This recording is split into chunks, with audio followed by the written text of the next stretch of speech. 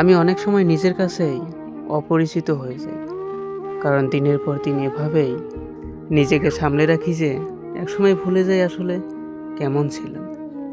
ভেতরে ভেতরে কত কিছু ভেঙে পড়ে, কত আশা, কত নিঃশব্দে মরে যায়।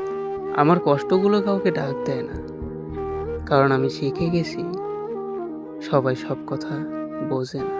যে ব্যথা রাতের নিঃশ্বাস ভারী করে তোলে, সেই ব্যথাকেই আবার আমি দিনের আলোতে অস্বীকার করি। হাসির আড়ালে জমে থাকে ক্লান্তি, প্রতিদিন আমাকে একটু একটু করে নিঃস্ব করে দেয়। কিছু স্বপ্ন ছিল যেগুলো পূর্ণ হওয়ার আগেই শুধু দায়িত্ব আর বাস্তবতার চাপে থেমে গেছে।